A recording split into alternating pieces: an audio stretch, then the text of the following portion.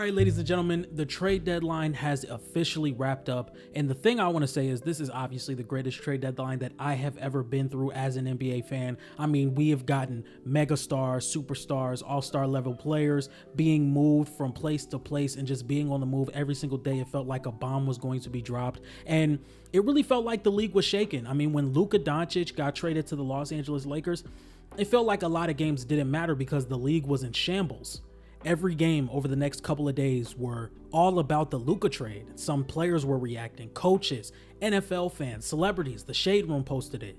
And then I think the very next day you get De'Aaron Fox shipped out to the San Antonio Spurs. The Sacramento Kings get Zach LaVine, and the Chicago Bulls get basically nothing. It just felt like every star that was traded after the Wemby trade, nobody was really excited because we got guys like De'Aaron Fox, who's a multiple-time All-Star, All-NBA caliber guard, Zach LaVine, who is an All-Star level player, Brandon Ingram, who's an All-Star level player. All of these guys were on the move, and that wasn't even the biggest trade. Jimmy Butler is a guy who has led his team to multiple NBA Finals appearances, 3 Eastern Conference Finals appearances with his tenure in Miami, and when he got moved, it still wasn't nearly as exciting as when Luka Doncic got moved. So today I have 4 winners and 4 losers, and we're going to be talking about both of these teams and why they won or lost during this trade deadline. And I'm pretty interested to see what you guys think about this because I may have a couple of losers that may shock you. So without further ado, let's get started. I'm probably just going to be given the most basic editing possible for this video. The first team I have up as a winner is the Sacramento Kings.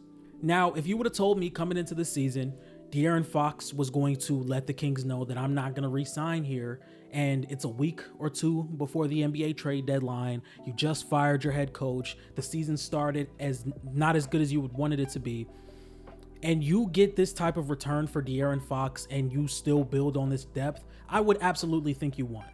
Over the course of the past couple of days, the Sacramento Kings have brought in guys like Zach LaVine, Jonas Valanciunas, and Jake LaRavia. And with the ascension of Malik Monk being a playmaker on top of him being a scorer, one of those microwave scorers guys that come off the bench and can average 18 to 20 points a night for a really good team, he now adds that playmaking into the starting lineup, being the on-ball and off-ball threat, and now you have to worry about him finding the right man continuously time and time again. I think that's really dangerous. And then you get Zach LaVine, who's playing at a all-star, all-NBA type of level, averaging about 24 points per game on about 63 to 64% true shooting. And he's been just a phenomenal scorer for the Chicago Bulls. And now you move that into the Sacramento Kings offense, where you have Domantas Sabonis, a big who can play around the rim and can set up his guys for easy looks, whether Zach LaVine's cutting to the basket, whether he's coming off screens, whether he's spotting up for 3. He's an extremely efficient 3-point shooter. And now you add him with the Sacramento Kings, and now he fits like a glove. Everything with this roster fits. You have Malik Monk, you have Zach LaVine, you have DeMar DeRozan, you have Keegan Murray, and you have Domantas Sabonis. Everybody on this team, in my opinion, can go make a play. Zach LaVine and Domantas Sabonis showed just last night against the Orlando Magic that there is some potential in this pick and roll game. There's also some potential with Zach LaVine being an off-ball player. Now, I know this hasn't really looked the best. Zach LaVine only had about 13 points last night, but I still believe that there is a lot to be learned about each other, how each other play, what's Zach LaVine's sweet spots, where does Domantas Sabonis like to be at on the floor to where he can distribute the best for the players around him, but you see the potential in this lineup. So not only do you not get worse, you damn sure don't get worse. I mean, I could argue that you got better. And then you go get a guy like Jonas Valanciunas, where the Sacramento Kings are one of the worst rebounding teams in the league when Domantas Sabonis is not on the floor. You go get a guy like Jonas Valanciunas, who's not the best defensively, but he's going to be a rebounder, which is something you desperately need when Domantas Sabonis is on the floor. I mean, I think if you just look at them trying to rebound when Domantas Sabonis is out of the play or he's being boxed out, it's almost a guarantee that they're not going to get it. Now, to be completely fair, I do think this defense is going to be atrocious. I think there is some clear flaws that this defense has. Not much point of attack defense, very lackluster, low help. But once everything really gets concrete, this offense is going to be extremely elite and amazing to watch. Up next, my first loser for the 2025 NBA trade deadline, it's the Oklahoma City Thunder, man. And as good as the Oklahoma City Thunder have been this season, I still believe that there are some flaws to their team as an offensive standpoint that can go into the playoffs and really just show a lot more in a playoff setting. I really don't know if I trust Jalen Williams as a secondary option offensively in the playoffs where there's more stronger, more athletic defenders on him. And I think he has a tougher time getting to his spots that can lead to a lot of very contested jump shots. I mean, we still see it today. The Thunder struggled against the Rockets. They struggled against the Bucks to get efficient offense because there was just a lot of people helping off of the Cason Wallaces and the Lou Dorts and the Jalen Williams. And what makes it even harder for me to grasp is that the Oklahoma City Thunder have everything necessary to go get Cam Johnson. They could have made this trade very easy, and they could have brought in Cam Johnson, who's having a career season for the Brooklyn Nets, and they could have brought him in and he could have been that shooter that they needed, whether he started or came off the bench. And it's not like this is a Western Conference where they're going to be going up against maybe some really less impactful teams in the first round. There's a really good chance that you can see the Timberwolves, the Mavericks, or the Sacramento Kings in the first round. And two of those three teams I just mentioned have really good defenses, and another team in the Sacramento Kings have a really potent offense. So I just don't think there's a world where the Oklahoma City Thunder should just be okay with what they have going into the playoffs. Now, yes, their defense is going to be phenomenal. It's going to be phenomenal in a playoff setting. Chet Holmgren was amazing defensively in the playoffs last year. You add Isaiah Hartenstein, this is the best defense in the league, and by the numbers, one of the best defenses of all time. But it just disappoints me that you could have made a very simple trade for Cam Johnson. You could have thrown him 2 firsts out of the 17 that you have. You could have gave them one of your young players, whether it's Cason Wallace, Nikola Topic, Ousmane Dieng. There's just a lot of players that you could have given up and picks to where this trade would have been seamless. Cam Johnson was somebody I had mocked going to the Thunder or the Grizzlies all season, and it just looks like he's going to be on the Brooklyn Nets for the rest of the season. And we see teams do this all the time. Teams that are right on the brink of championship contention, they make that one move that could push them over the top. We just saw the Cleveland Cavaliers do it, and I'm going to be talking about that later. I think the Thunder could have gotten a lot better with a small move like this to go get Cam Johnson, to where they're favorites to go to the NBA Finals, and it would have been a lot better had they would have had that shooting that Cam Johnson provides. This season, Cam Johnson averages about 19 points per game on 66% true shooting. Now, I don't know if this is something that's going to happen again. Over his career, he has never gotten close to 66% true shooting. He has a couple of 62% true shooting years in there, but on this volume of scoring on 19 points per game with 66% true shooting, maybe there's a little bit of pushback because the asking price may be a little bit too high for something that may be an anomaly of a season.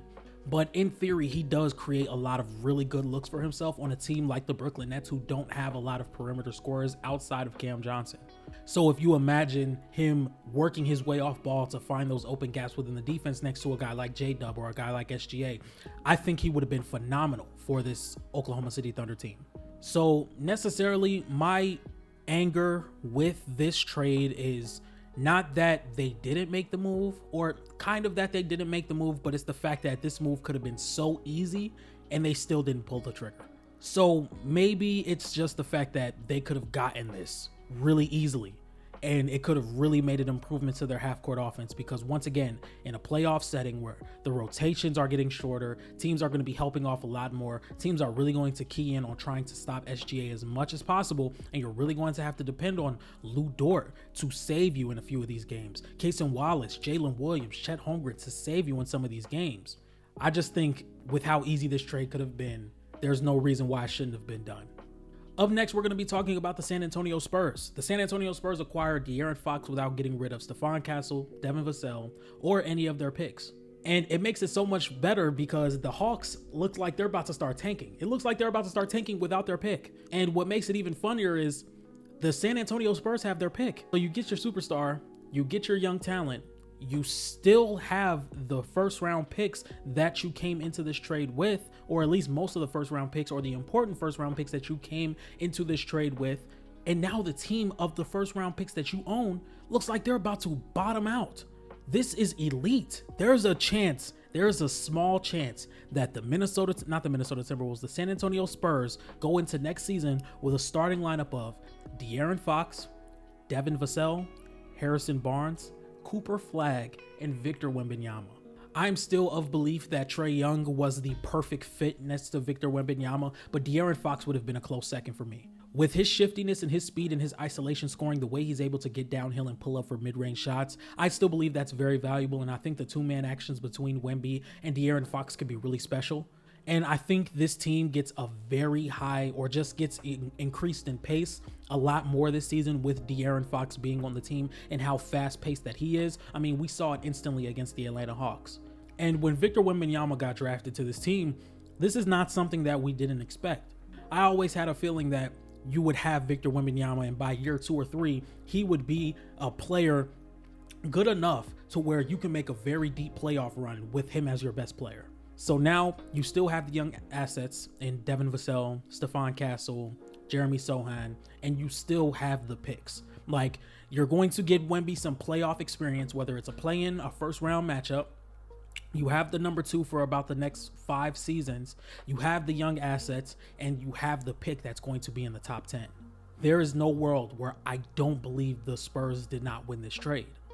Now, for the next team that was a part of this trade, we have the Chicago Bulls. The Chicago Bulls, over the past few seasons, have really dropped the mark.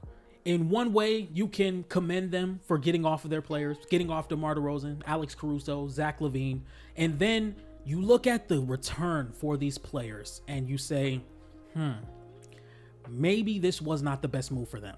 I truly think that you walking out of this trade to send Zach LaVine to the Sacramento Kings and to help the Sacramento Kings send De'Aaron Fox over to the San Antonio Spurs without walking out with the Atlanta Hawks pick is truly insane to me. And what makes it even worse is you guys were already projected to have a top 10 pick. So getting your pick back doesn't do anything to me necessarily, because there wasn't a lot of risk that it would fall out of the top 10. So now you have 15,000 point guards on your roster. You still have Nikola Vucevic. You let go of Zach LaVine for a fake first round pick. You also let go of DeMar DeRozan for no first round picks. The San Antonio Spurs are actually the team that got the first round picks in that trade. And you let go of Alex Caruso for Josh Giddey, who in my opinion is not the building block of the future for this team. And what makes it so funny is this team is probably still going to be hovering around the 10th or 11th seed. I don't think there are enough games left, or I just don't think the Bulls are completely that bad to where they can catch up to the Wizards or to the Hornets or to the Nets or even the Raptors. I don't believe it. If you would have told me 3 years ago when the Bulls started really considering letting this thing go that they would leave out with no significant first round picks, I wouldn't have bought it. You wouldn't have been able to tell me that. But this is just a level of organizational incompetence that baffles me. You are going into a rebuild where you have Josh Giddey, Modest Buzelis, who's looked really good with the minutes that he has been provided, Kobe White, Ayo Dosunmu, and really a 9th pick in the draft. Now, you do have your 2026 draft pick, which that could be the year where you guys really tank and get your top 3 pick, and then you get the better player, and we really look at this young core completely different. But with the level of Zach LaVine and the way he was playing over this past season, and especially in the month of January where he was averaging 29 points per game on 64% true shooting, there's just not a world, in my opinion, where you get off that deal without any real first round picks. And to be completely honest, the Sacramento Kings are the team that got the picks. I'm telling you, for as long as this general managing team and this ownership is involved with the Chicago Bulls, they're going to get fleeced every trade deadline. It's going to happen. And it's really sad to see, man, because you guys know I'm from Chicago. And I want to see something special brew in Chicago again. Up next, we got the Miami Heat. And the Miami Heat dealt with a lot this season. They dealt with a lot. There was the struggles of Bam Adebayo, which has been going on pretty much all season. And now there was the Jimmy Butler saga, where Jimmy Butler was expecting a contract for this season, or not this season, but the upcoming seasons, for him to be on the Miami Heat. The Miami Heat are not willing to pay him that type of money. So therefore, Jimmy Butler demanded a trade. Jimmy Butler made it very apparent of where he wanted to go. He wanted to go to the Phoenix Suns, and he said, if you don't pay me, do not trade for me. If you're not going to pay me my extension up front, do not trade for me. And you know what? The Miami Heat, they found them one. And what I mean by they found one was they looked around the league and they were like, who is desperate enough to trade for Jimmy Butler, to trade for Jimmy Butler's still a fantastic player, don't get me wrong. Who's desperate enough to trade for Jimmy Butler and then sign him to a $60 million extension before playing a single game? We found him. We found him. We found him. We found the organization that's been incompetent for the past 5 seasons, and that's the Golden State Warriors. The Golden State Warriors have dropped the ball so badly. It all started when they drafted James Wiseman over LaMelo Ball. Or not even that, just not even trading the pick. It was the young, old type of trajectory that they were trying to go for, where they're like, you know what? We got enough players to stay competitive right now, but we also want to build out this young core for after Steph. But what's crazy now is you have a guy in Steph Curry who's 36 years old and can still be good enough to compete in the playoffs, and you don't have necessarily anything of structure around him. And you know what? I'm going to make this part of the video the Heat/Warriors winners and losers. So the Warriors are going to be losers, but they're not big losers. But in all due respect, I do think Jimmy Butler is still a phenomenal player, and I do not think that this season is a real indication of what he actually is. I still think Jimmy Butler is a plus shot creator. I still think he's a plus defender, and especially an off-ball defender. I don't necessarily know who's going to be taking that point of attack defensive role for the Golden State Warriors now, but as Jimmy Butler's just playing passing lanes, being a low man next to Draymond Green, I do think that's really going to be good. But I would have loved the Warriors to trade for Vucevic because they do need some type of spacing outside of Steph Curry in that starting 5. But the Miami Heat were able to get Andrew Wiggins and some draft compensation out of this trade. And I think Andrew Wiggins has really made a resurgence this season. He's gotten better as a three-point shooter. He's continued his defensive roles with the Golden State Warriors that we have seen in the past years. And he's been really good for them. And now the Miami Heat have a 3-and-D type of player at the wing that can play next to Tyler Hero and Bam Adebayo. The next trade deadline loser I want to talk about, by the way, you guys see me transition into the jacket. Don't even worry about that. The next trade deadline loser I want to talk about is the Atlanta Hawks.